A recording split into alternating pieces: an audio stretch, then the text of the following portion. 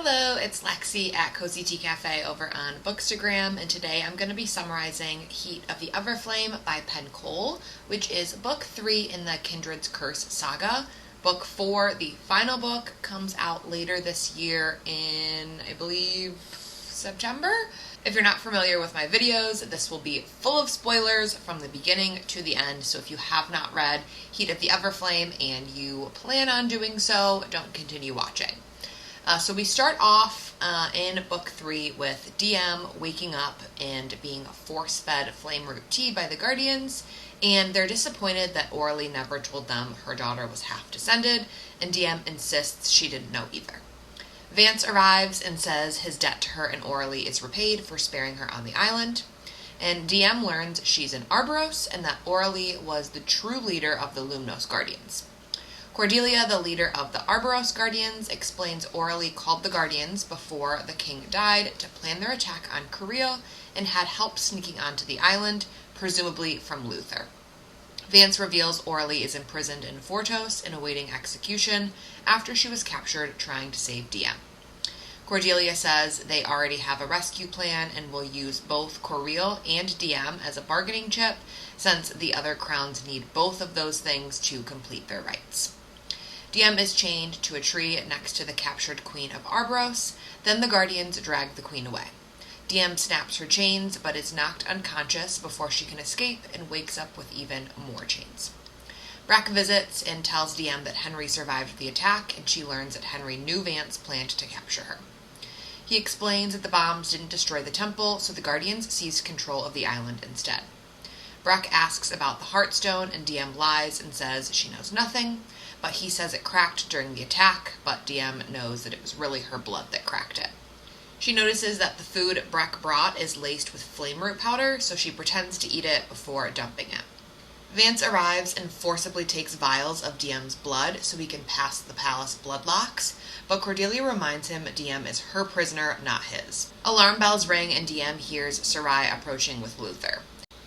Cordelia readies a Godstone arrow to kill Sarai, but Sarai dives and breathes fire towards the men trying to chain her.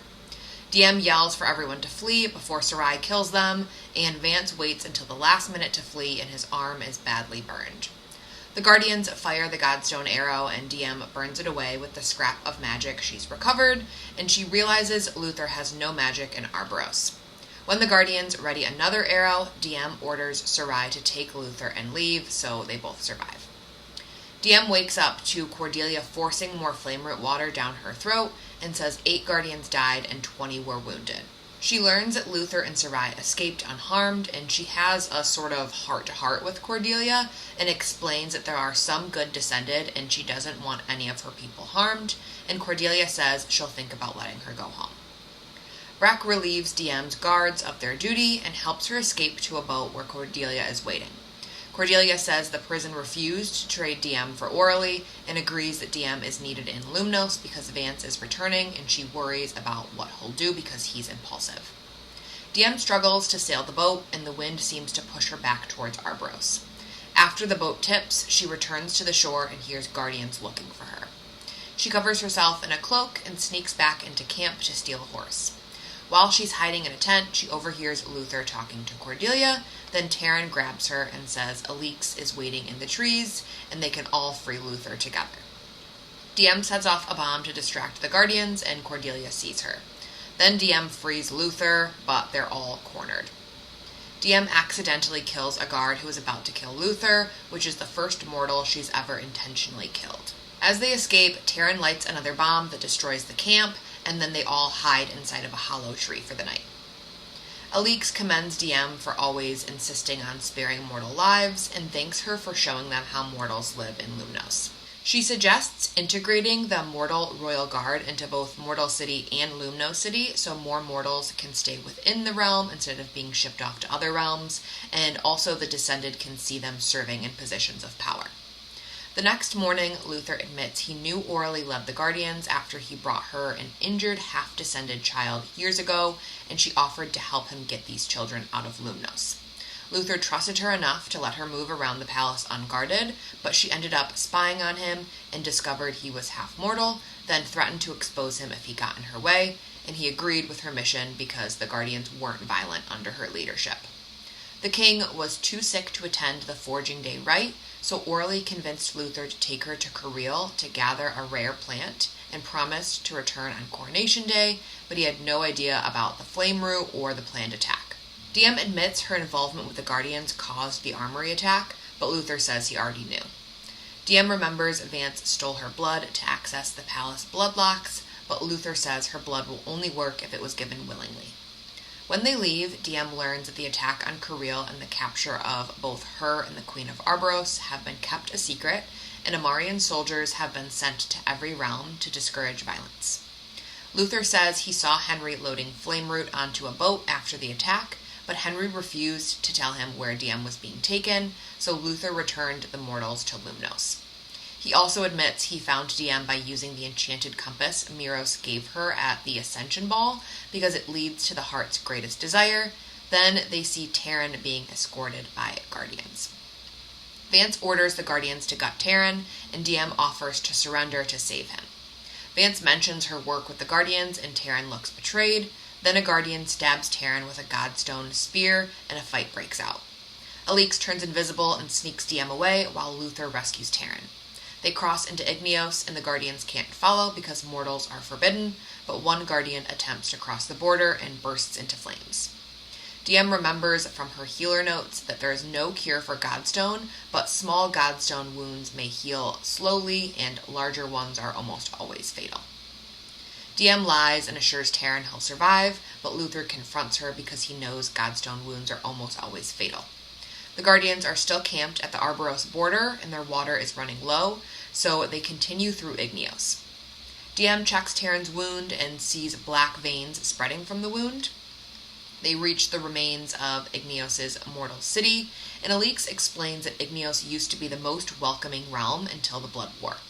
Someone poisoned their springs, and both sides blamed each other until Igneos was forced into the war, and they were nearly destroyed by the rebels and have hated mortals ever since.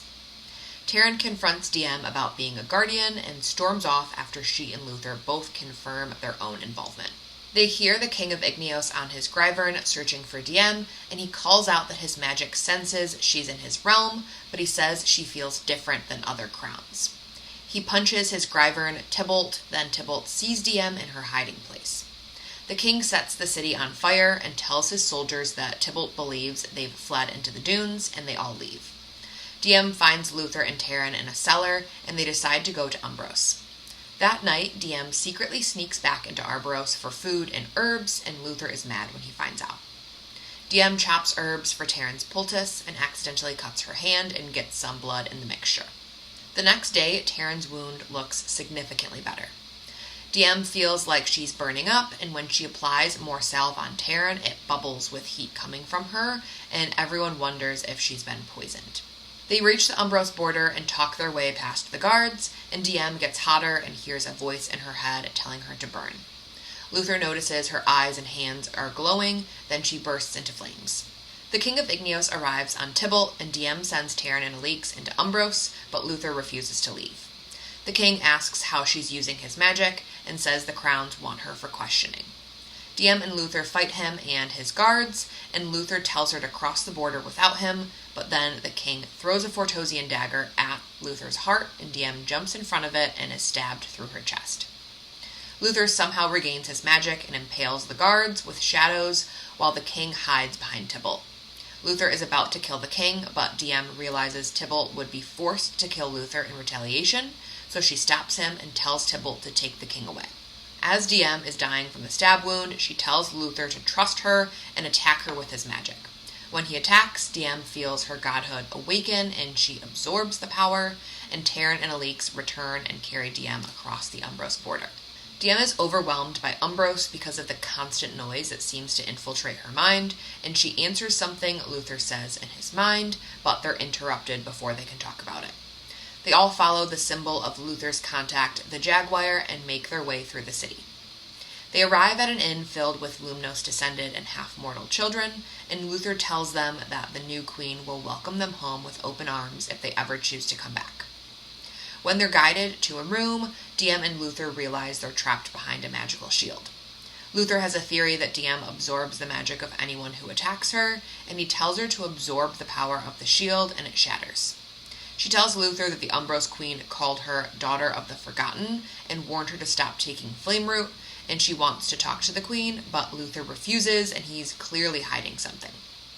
The Jaguar arrives and reveals he's Zalric Hanaver, and Luther thought he died as a child because he's half-mortal. Luther offers Zalric and the other half-mortals safe passage to Lumnos if they pledge loyalty to the Queen, and Zalric says he'll consider it, then agrees to get them safe passage out of the city, but leaving without the Queen noticing will be very difficult. Diem senses Luther's mind and feels an urge to read his thoughts. They have an intimate moment, but Luther won't let Diem reciprocate, if you know what I mean. Luther is still acting weird and clearly keeping something from Diem, then he leaves abruptly. The next morning, Diem insists they all stop keeping secrets, and she apologizes for hiding her involvement with the Guardians, and she learns that all three of them have been getting flickers of their magic back. Diem tells them about the shared visions with Luther, the prophecies from both the Umbros Queen and King Arthur, and how the Heartstone cracked when her blood touched it. She remembers King Arthur saying she would break their stone and lay waste to their borders, which might explain why magic is returning in different realms. Luther wonders if Mother Lumnos spoke through Arthur, and Diem insists they speak with the Umbros Queen while they're here, but Luther still refuses. Diem realizes Luther would risk the realm's safety for her own, and she can't trust him to follow her orders, so she appoints Alix as High General, but assures Luther she still wants him by her side. Zalric says his contact can smuggle them out the following night, and offers to show them around the markets while they wait. Diem accepts, and Luther stays behind, and Taryn seems flustered around Zalric. Alix tells Diem she's developing a new weapon to use against their enemies. Then they find a merchant selling jars of Gryvern fire that seem to call to Diem, but Zalric says they're fake. Diem buys the fire from the dead Montios Gryvern anyway, and the jars react to her touch. Back at the inn, Luther shows Diem a newspaper that says an entire Amarian battalion disappeared in Montios, and there's a sketch of the glowing man from their vision. Zalric brings them to the docks, and Diem senses sadness in his mind. He introduces them to his Fortos contact, the Cardinal, and Luther says he won't be sending any half-mortals to him because the Queen is abolishing the progeny laws. Zalric thanks him for everything he's done and says goodbye to Taryn, which makes him blush. As they're about to leave, the Umbros Queen's centenary Simon stops them and says he'll spare Diem's friends if they come willingly, then kills the Cardinal when Diem says she isn't their friend. Zalric betrayed them, but Diem already sensed that he did and went along with it because she wanted to see the Queen. While everyone is distracted, Diem secretly heals the Cardinal's fatal wound and tells her to play dead. Taryn confronts Zalric for betraying them, and Luther confronts Diem for knowingly walking into it. The Umbros Queen arrives on her Gryvern and introduces herself as Irsel, and warns Diem in her mind that she can't ignore a public challenge in front of her centenaries, so Diem publicly offers Irsel a favor in exchange for mercy. Irsel says Orally can't be executed unless 6 crowns agree, and only 5 currently voted yes, because Montios, Arboros, and Lumnos haven't voted yet, and Irsel voted no. For her favor, she asks Diem to stay in her palace for 3 days and promises to protect them and send them home afterward. Diem agrees to stay to ensure her mom's safety, and later she tells Zalric she understands why he betrayed them and says he'll always have a place in Lumnos if he wants it. The next morning, Taryn tells Diem the reason he hates Aemon is because Aemon would say they needed to toughen up instead of protecting him when their father abused the two of them. Diem reminds Taryn that Aemon was also a victim, and he just responded differently, and says Zalric isn't Aemon and he didn't have a choice in betraying them. Luther tries to tell Diem something, but Simon summons her to go see the Queen. Irsel ominously says Orally still has a role to play in the future, and says Father Umbros has spoken to her about Diem, but she won't explain the prophecy just yet. She shows Diem a secret library filled with forbidden books and lets her borrow anything she wants. Diem reads a Kindred's journal, then returns, and Alix notes that her crown looks different. Diem sees 2 female sentries leaving Luther's room and sees him naked in bed and immediately assumes the worst. When DM confronts Luther, he brushes her off and she feels rejected, so she goes drinking with Taryn and learns that he's gay, which has been pretty obvious this whole book. That night, Earcell says Umbros uses their magic to erase or alter memories and can leave someone as a husk of themselves, and DM sees this as less of a threat and more of a warning because she can also wield Umbros magic. Earcell tries to serve them flame root-laced drinks, and DM stops everyone from drinking and realizes she's been hearing people's thoughts all day, not their voices. Earcell proposes a truth game, and if DM and her friends answer every question honestly, she'll answer any of theirs the next day. After everyone's questioned, DM is asked who she'd save if the palace burned down and she could only save one person, and she says she'd try to save everyone or die trying, which is deemed truthful by the Umbros magic. Earcell then explains that kindred blood never leaves a lineage, but children of two descended only inherit one bloodline's magic, and she warns the descended underestimated the mortals once before, and no one will escape fighting in this next war. Earcell privately tells DM that every crown can sense their heir when the end of their reign approaches, and she knows she'll die soon and says DM and her would have been great allies. When DM asks about her heir, Earcell says they won't be an ally and will try to stop her, then reveals the kindred's spirits remained even after their bodies died. Alix tells DM something is wrong with Luther, and when DM finds him, she sees he's been dying from a godstone wound this entire time. Dark veins have spread across his body, and he says the poultice hasn't been working. DM calls for Sarai to take them home, then gets Taryn and Alix, and offers to take Zalric with them, and he says people depend on him in Umbros, but eventually agrees to come. Alix and Zalric cloak the group with magic as they attempt to leave, but the Umbros Gryvern sees them. DM tries to reason with the Gryvern so they can get a head start before it tells Earcell, and it seems to agree until Sarai arrives. The two Gryvern misunderstand each other and start to fight, then Earcell shows up. She tells DM that her people are in danger and that he grows stronger every day, and begs her to stay so she can explain.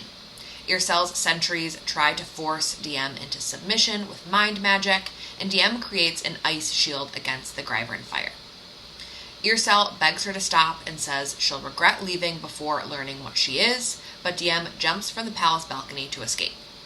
Sarai catches DM and they flee, but Earcell and her Gryvern chase them. DM wields Montios ice magic, and Luther notes that she's used Fortos healing, Igneos fire, Arboros plant magic, Umbros mind magic, and Miros wind, which are all of the realms she's entered so far. Earcell still tries to get DM to come back, and uses mind magic to force Taryn to choke Luther, and Alix and Zalric start to fall from Sarai's back. DM hears her godhood telling her to fight, and she burns Earcell and her Gryvern, and they fall.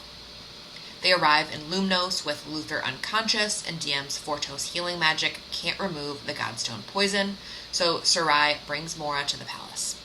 Mora does everything she can for Luther, but can't do anything else, and leaves DM with Orly's healer notes. While reviewing Orly's notes on Godstone, DM notices scribbles in the margins that say DM, Kirill, Godstone, Death, and Life, and she wonders if any of this is connected to the Flame Root.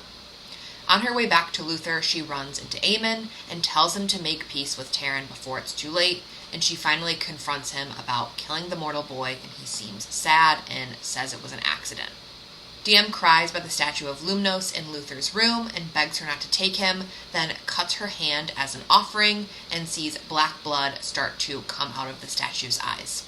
She leaves and sees Luther convulsing and notices her compass is pointing towards the Arboros Ascension gift, which is a vial they claimed would cure any ailment except those sent directly by the gods, so she pours some into Luther's mouth and then the rest over his wound. DM wakes up and sees Luther is alive, and she finally tells Lily, Eleanor, and Teller about her involvement with the Guardians. Later, DM learns that Sarai and Tybalt were in love before the Kindred separated them millennia ago, and DM promises she'll reunite them. Eleanor tells DM that a lot of younger descended support her cause, but the house heads are still resistant. Alix later tells DM it was previously believed that only the Kindred could create Godstone, but she found raw Godstone where DM's magic burned her family home, and she suggests using it to make shields for their army. When they go to the armory, the guards refuse to let Diem in because her coronation wasn't officially completed. Diem confronts Remus and he says he's still regent because her coronation was interrupted, and he says the other crowns are questioning her legitimacy and her ties to the Guardians. Diem agrees to let him remain as the regent if he appoints Alix as High General and abolishes the progeny laws, and he agrees. Diem goes to officially end things with Henry, but finds him kissing Lana, the healer/guardian, and they admit they've been seeing each other since before the challenging. They finally get the closure they need and apologize to one another, but then Diem finds out Henry knew where Orly was all along and kept it from her. On her way back to the palace, Diem publicly tells the mortals she's one of them and vows to fight for them and reminds them not all descended are their enemies. Amarian soldiers arrive to take her in for questioning, and the mortals bow to her as she rides off on Sarai. Later, Diem senses that Sarai is under attack and sees that she's surrounded by guards with Godstone weapons. They say Sarai is only being subdued, not harmed, but then Luther arrives and a fight breaks out. Diem unleashes her power and destroys every Godstone weapon, which is the first time it's ever been able to be destroyed. Luther reveals that Aemon told Remus about her plans to rescue Orly, so Remus will imprison Sarai to stop her from leaving, and he refuses to release her unless Diem orders Sarai to serve him as regent. He warns that rescuing Orly will start a bloodbath and says Diem has always been the biggest threat to her own family because she's reckless. Luther cuts Sarai free, and the three of them fly off despite Remus's warning. Diem and Luther travel to Fortos and meet with the king. Diem insists she had nothing to do with the attack on Careel and demands to see Orly since the crowns have no authority over each other. He initially refuses but agrees after sensing her power. They see the horrific prison conditions and fight with the king. Then Diem sees Orly badly beaten and secretly sends healing magic towards her. Orly learns that Andre is truly dead after hearing rumors, and they briefly discuss the Guardians and Diem's birth father before they realize the king is listening. Diem requests to question Orly privately, then uses Umbros magic to talk into Orly's mind. The king locks Diem and Orly in a Godstone cell, then he tortures Luther for information about the attack on Careel. Diem can hear everything that's going on and claims that she was drugged with flame root, and Orly warns her not to reveal anything to save Luther because he's just a descended, which obviously hurts Diem. Diem breaks down the Godstone door with magic and attacks the king, then heals Luther. The king hints that Orly may not have always been a healer, and Diem knocks him out with wind magic and hides them with an illusion as guards pass. The king wakes up and calls her an abomination for wielding multiple realms magic, then pretends to give up as a ruse and almost snaps her neck. Diem slashes an artery in his leg, and as he's dying, his voice changes and calls her daughter of the Forgotten and tells her to claim him. Then the crown of Fortos appears above her head, making her the first ever Queen of Fortos. Orly refuses to leave without the mortal prisoners, so Diem promises to free them all if they join her to fight for a world where mortals and descended live as equals. On the way out, she heals a descended prisoner who'd been crippled for helping mortals and frees several others after using her Umbros magic to confirm that they can be trusted. The prisoners escape through the hole Diem created in the ceiling, but Diem sees thousands of soldiers waiting above, so she raises a wall of shadows so that the prisoners can escape, then reveals herself as the Queen of Fortos to the soldiers. The High General sends in the Mortal Battalion, knowing Diem wouldn't harm them, but Diem uses her Umbros magic to force him to slit his own throat, then escapes with Orly and Luther on Sarai. Orly is acting cold towards Luther, and Diem isn't defending him. When they return to Lumnos, they see thousands of Fortos soldiers surrounding the palace, and they can't land. Luther suggests flying to Montios instead because weapons are forbidden there, and Diem will have the advantage of her magic. In Montios, Diem hears her godhood saying, "Claim me," which is the same thing she heard before claiming her other crowns, and she feels drawn to a camp below. Diem sees a glowing ring marking the place where the Montios Scriverin died, and leaves a bit of her magic as a tribute. Back at camp, she sees Luther and Orly arguing, then an Amarian commander arrives, and they sneak Orly into a cave to hide her. Diem offers herself in exchange for Luther's freedom, but the soldiers say they'll execute Orly after Diem is taken because they know she's in the cave. Just as they're about to take her, a stone wall seals Orly inside the cave, and Montios descended emerge and say Diem is under their crown's jurisdiction. Luther points out that the Amarian soldiers brought illegal godstone into Montios, so they retreat, and a young descended girl escorts the three of them to the crown council.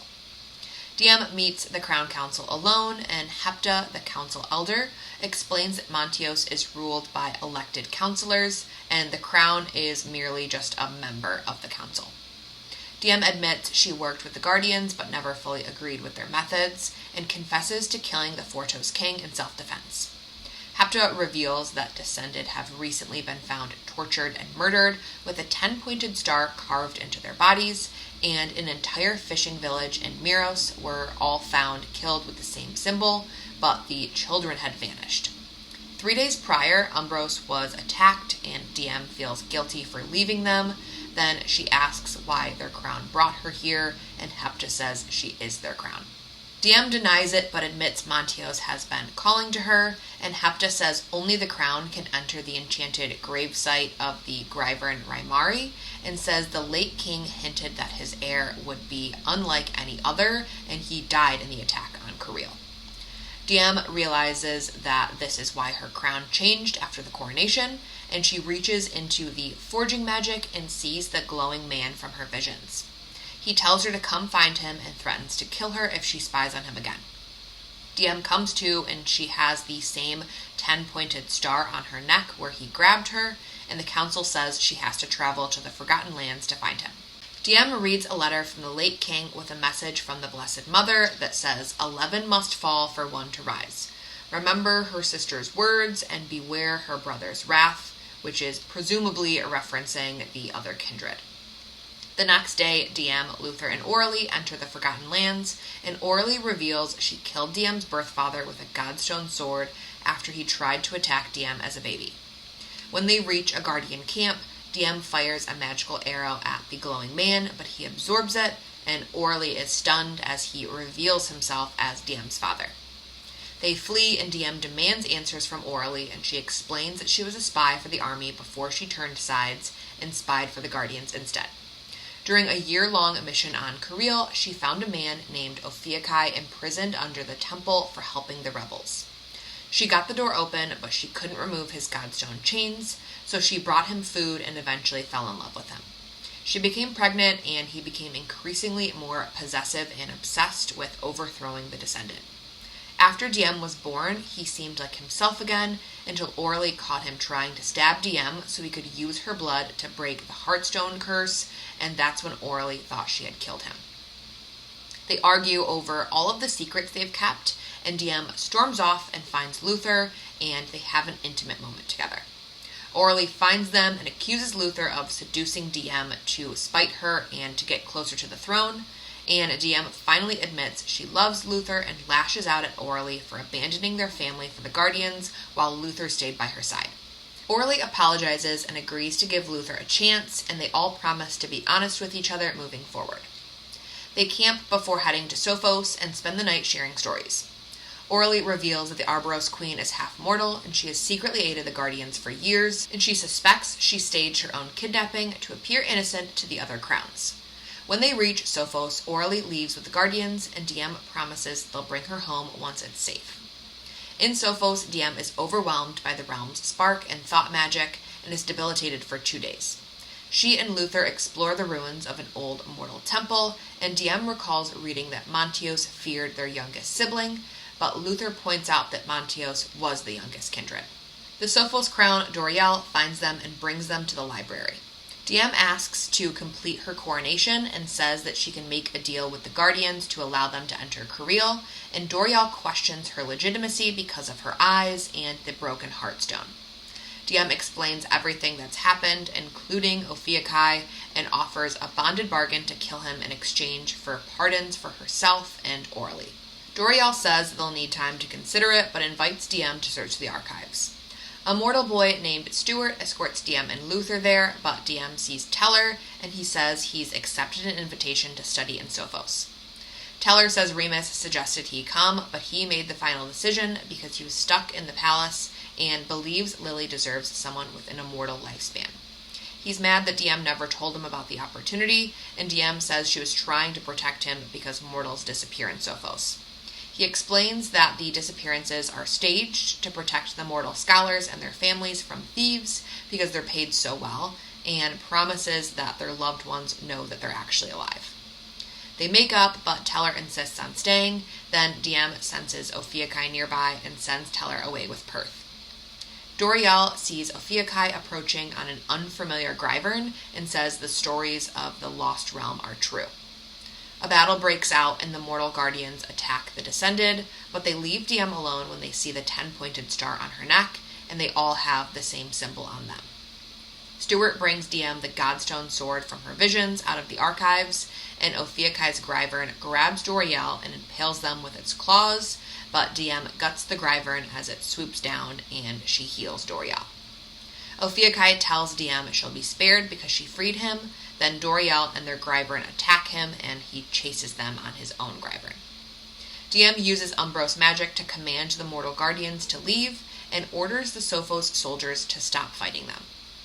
Luther captures Vance after he tried to kill Descended children whose magic hadn't manifested yet, and DM warns Vance that Ophiuchi only wants power for himself and doesn't care about the mortals, then uses her Umbros magic to make Vance flee and not come back, but she knows the command will only last a few days. Ophiuchi flies off and Doriel explains the truth about the Lost Realm. The youngest Kindred, Omnos, once ruled a 10th realm between Sophos and Montios, but died shortly after the forging, and they believe he was sacrificed to protect the mortals. His land became the Forgotten Lands, and all records of him were destroyed because the Kindred believed he had no heirs. Since Ophiuchi possesses Omnos' crown, Gryvern, and sigil, Doriel believes he's Omnos' descendant. Doriel recalls a warning to never open the prison beneath Coriel, and thinks Umbros and Montios know something because they survived the Blood War. Before leaving, DM reluctantly returns the sword to Stuart and goes to help the wounded.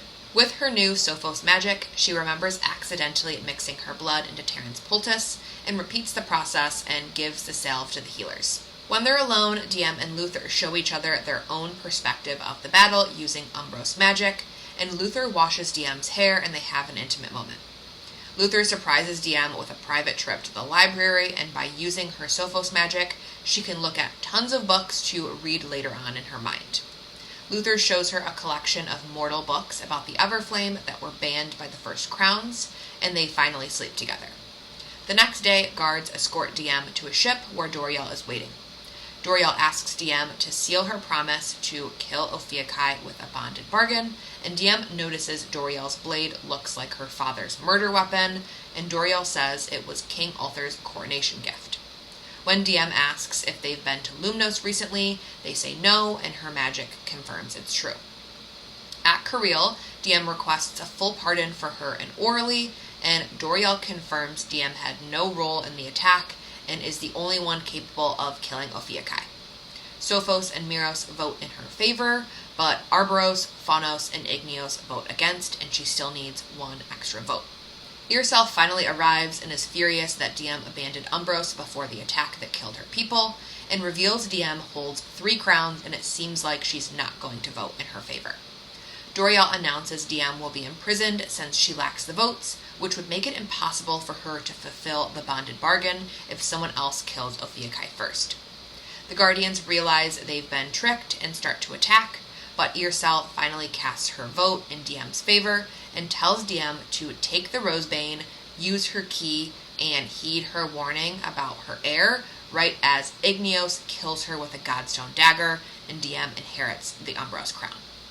With 6 votes, DM and Orally are officially pardoned, but Igneos threatens Sophos and Miros to change their votes, but they all know that killing them would only give DM more crowns and she could just vote in her own favor. DM says Umbros wounded Igneos with her Godstone nails before dying, but Doriel says they have a cure after DM's poultice successfully healed all of the soldiers.